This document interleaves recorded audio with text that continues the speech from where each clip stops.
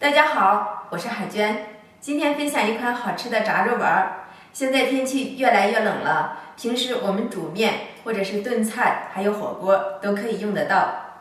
首先，我们多准备一些大葱切碎，再来切一些姜末。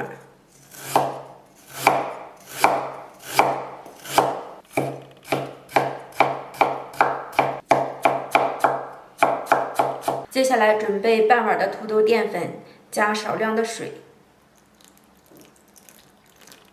加水搅拌的时候，一定要有一点点的加入，看着特别的干，提起又能够流动，这种状态就可以了。接下来我们准备1斤肉馅，牛肉、猪肉都可以，最好是9分瘦1分肥的。放入20克的姜末，4克的五香粉，3克胡椒粉，3克鸡精，10克盐，1克的小苏打，1颗鸡蛋，再加入100克的清水，然后下手给它抓拌均匀。放入多一点的大葱末，加入少许的香油，淋上我们调制好的水淀粉，再次给它抓拌均匀。把肉馅搅拌至这样粘稠的状态，让它腌制一会儿。我们来起锅烧油，锅中倒油，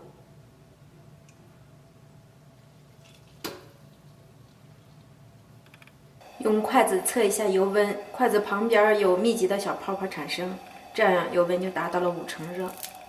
抓一些肉馅，利用虎口挤出一个小丸子。放入丸子的时候，我们全程改中火慢炸，防止表面炸糊，内里熟不透。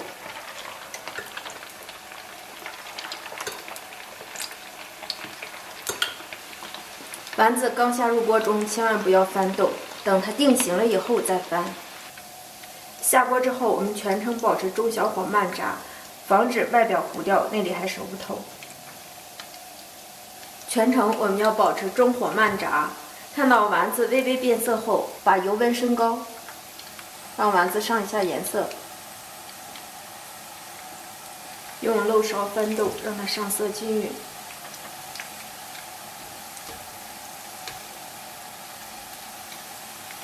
丸子炸至4分钟左右，看到表面全呈这样的金黄色，即可控油捞出。家人们，炸肉丸就做好了。这样做的炸肉丸，家庭制作方法特别的健康又好吃。我们可以多做一些，炖菜的时候、做火锅都可以放一些，不用再切肉了，简单省事儿。表皮微微的酥脆，内里绵软鲜香，特别的好吃，一口一个，孩子们的最爱。喜欢海娟美食的，别忘了给海娟点个关注哟。咱们下期见。